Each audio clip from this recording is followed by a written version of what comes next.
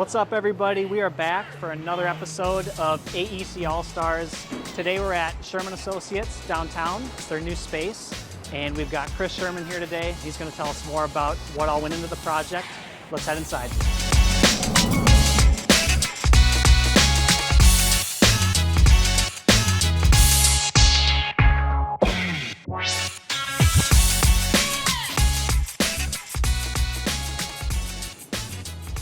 Hey, Andrew. Howdy. How you doing? Good. How are you? Good. Nice to see you. Thanks for coming to our office. Yeah, excited to be here. So tell us a little bit about Sherman Associates. Sherman Associates is a developer, owner, operator of primarily multifamily housing. We also do hotels and commercial, and we've been in this building for about 24 years. We've been around for 45, but 24 years ago we moved into the old spaghetti factory. And starting about 18 months ago, we changed the name of this building to J.I. Case Building, which is the historic name, and we started a major historic renovation, which has led us to this space. We moved back in about 4 months ago and have 28,000 square feet that we office in, and about 85 team members that are in here each day, and we're thrilled to be back in our old space that is now new.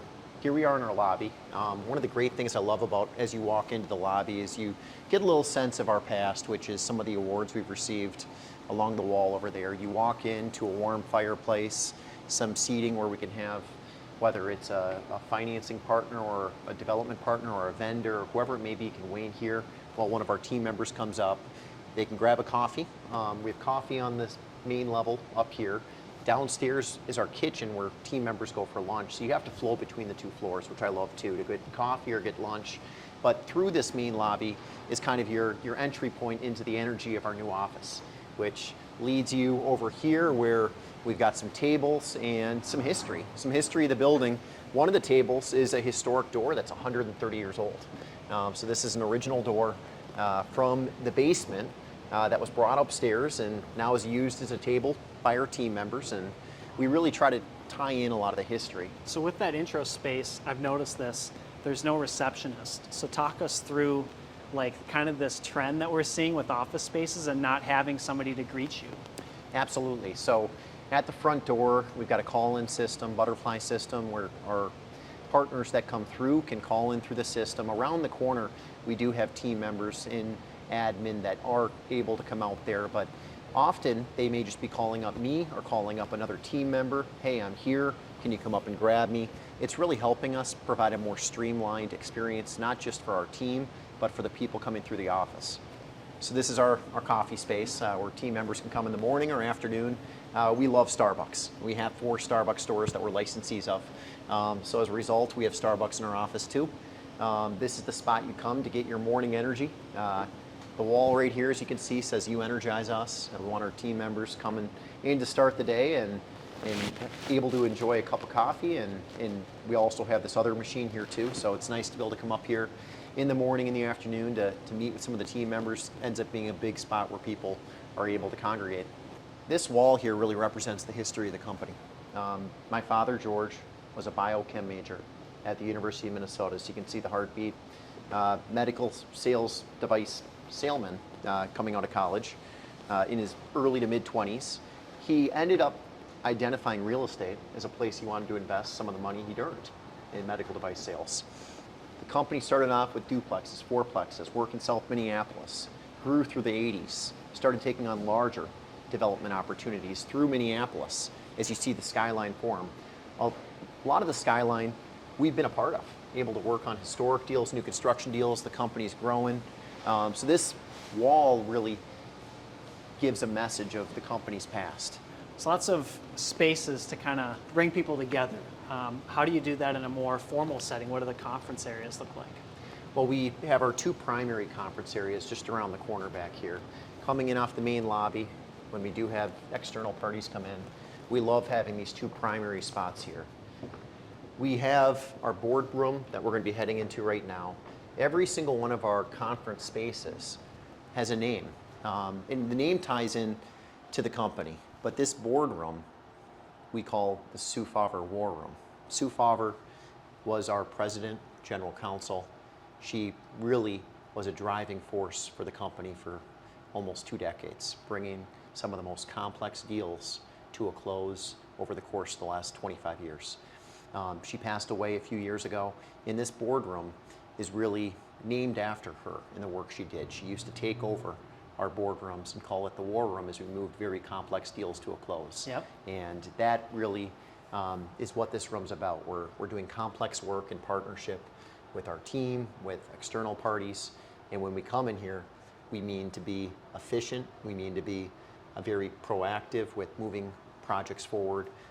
When you're in this space, our boardroom, you're getting stuff done. Right. The Moment is a project that we developed just recently in downtown Minneapolis, 221 unit apartment community. But the unique thing about that Moment development is it includes a 15,000 square foot transitional healing center for burn victims and their families, the first of its kind in the country. So we felt that that type of unique outcome that we delivered, our team delivered, deserved to have a conference room. So this is the Moment conference room at the corner of Park and Washington Avenue. So you got great views externally. And you come into this room, smaller room than the room we were just in, but it's got a very similar setup. Seating, TVs, technology, lighting, great space to be in. This is probably our most commonly used space. So obviously we've gone through a lot of the places where we can work and come together, but what about play? How are you able to, relax during the day or just get away from work? Well, we've got two spots on either side of us right now.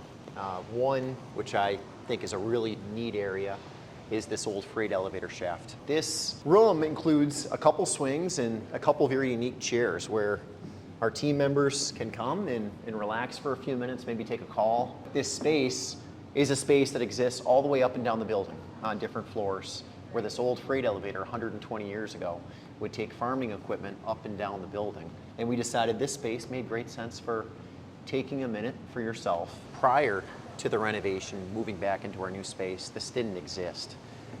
In our old space, we'd take stairwells that sat behind the walls, and we had a 2-floor separation between our office. We were in the basement and the second level. So it created a big gap between divisions. I mean, the flow of people going up and down between the basement and the second floor wasn't strong. So we said, we need a connection point that is vibrant, that is open, and this is what we created.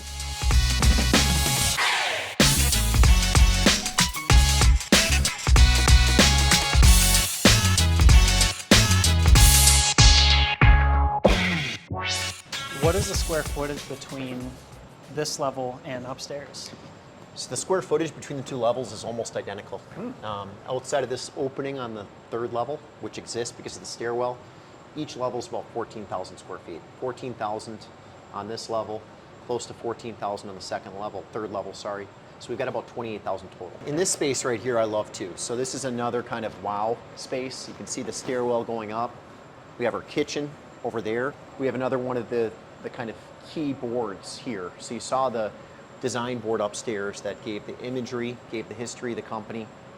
This is a board where we can add our creativity every week. Right now, what's up on the board is our new logo. You'll see with strings, but we have all these other strings here that our team can use to put up other things. So this is our kitchen. This is the lunch space, the game space, the occasional happy hour space with the large kitchen over there. Got another sink, dishwasher over here, but then a lot of seating. One of the things I notice about the space is the lighting. And I know there's kind of a cool story behind this light here. Do you want to share that? Absolutely. So back in the early 1990s, the old spaghetti factory came in and purchased this building. And for the next 28 years, they were the main level sole tenant, 14,000 square foot restaurant that was a great success for several decades. They moved out a few years ago, which freed up more space for us. But we really loved having them in the building alongside us for close to 20 years. So that light is a nod to the old spaghetti factory and the spaghetti that we could smell. It's a really neat light fixture. We have them in a few spots in the office. Back over there is asset management, and then through here is development and construction. So this is the group that's working a lot in the front lines of our new business opportunities. They worked closely on this project from both the development, finance, and construction standpoint. One of the spots I want to show you real quick is just another one of our smaller conference spaces. So I mentioned earlier, and we're going to have plaques that go up on all these. Right now it's just paper. And the other thing that you're going to see in a lot of these spaces in a few months is the visuals, the history. We're not just going to have a name, Des Moines Huddle. We're going to be able to walk in here And down in Des Moines, where we've developed housing, hotels, office, and brought in some really unique historic conversions. You're going to walk into the space and you're going to see that history. You're going to, as a new team member, know what Des Moines is about for the company. So that's going to be the next step we take in this office, to really add the next layer of history into these spaces. It's going to be narrative describing kind of our history in that market. It's going to be potentially some murals, potentially some awards, but mixing in those things so that as a team member, if you don't know everything about that market or that project, when you walk into that space, you're going to learn more.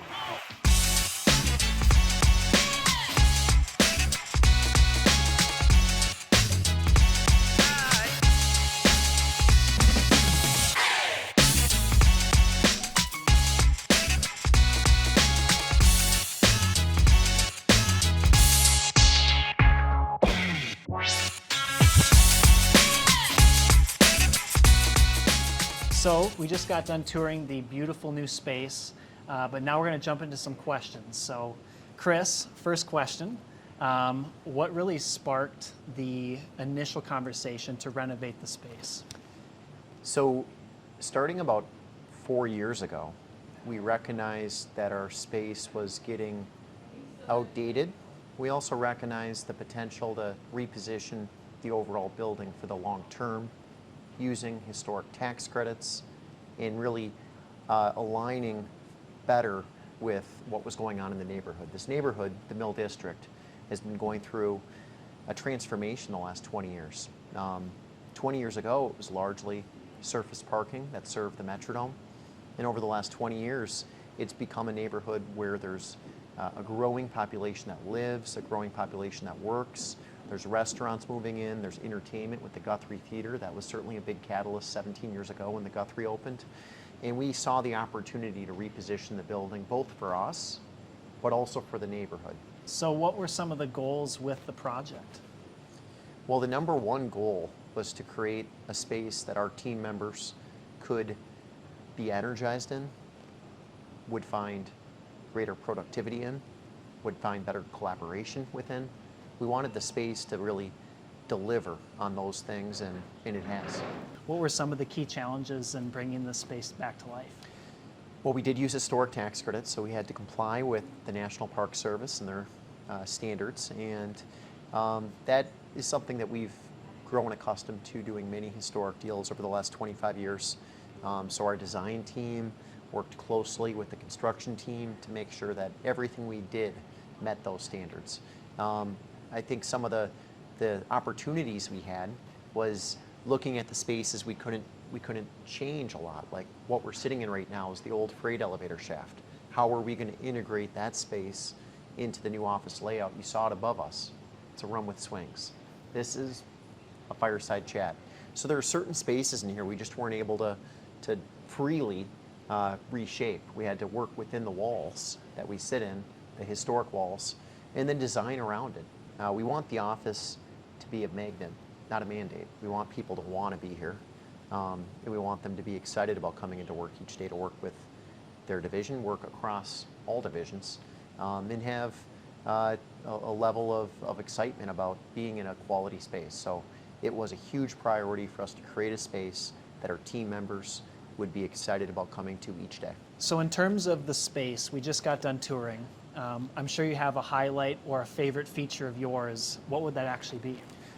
My favorite feature is the stairwell between the two floors. That's 15 feet wide and connects the third floor to the second floor. Acts, as we talked about earlier, is both a platform for meeting when we all get together, but also a connection point that flows freely between the second and third floor. So Chris, what was the biggest historic constraint when it came to renovating the building? It was actually our rooftop. So the rooftop previously was just a gravel rooftop up until this renovation. We've now effectively added a new floor to the top of this rooftop. Because we utilized historic tax credits, we were constrained in how big that rooftop could be, because of setback provisions, because of the historic views that the SHPO and the National Park Service consider when you're laying out new construction on a historic building, which is effectively what we've done up on the rooftop, is new construction, adding a brand new floor. We had to really work closely with our historic consultant and with the design team to make sure the footprint of that new level was in accordance with the National Park Service's requirements. So that new level offers just tremendous space for us. We have an area up there for our team to be able to utilize for lunch, for after work, for just getting some fresh air. But we also have a spa for the Canopy Hotel, which we own and operate next door. We have a huge rooftop space, both interior and exterior, for events that is largely run by the Canopy Hotel. And we also, for our team and for all the customers and people that go to the rooftop, you have a view that is just tremendous of the Mill District.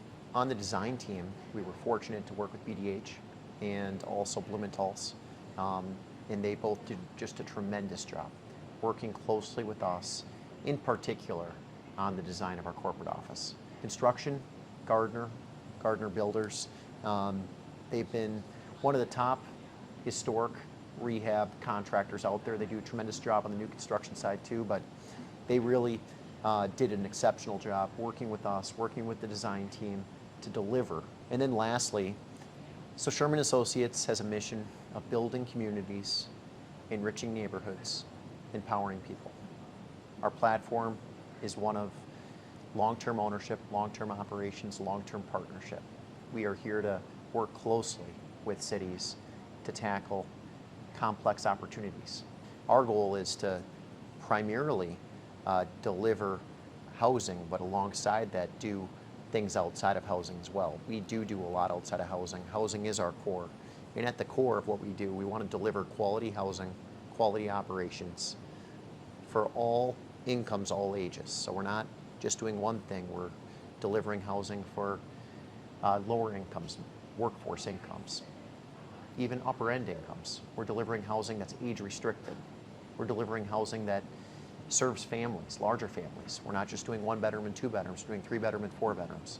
So our goal is to really work closely with the city to step outside the box of housing too and deliver impact, deliver an ability to really take the neighborhood or take the city forward in a new way that's not so dependent on one thing, but really relies on all these things coming together. Very well said. And on that, I think it's time to end. So Chris, thank you very much for your time. I know you're a busy guy, lots to do. And if you like listening to this story and learning more about Sherman, we plan on telling more of these stories on our YouTube channel, so be sure to subscribe, like us on social media, and the same goes for Sherman. So we're going to have all their links down below in the comments and in the bio. So stay tuned, and more AEC content coming your way.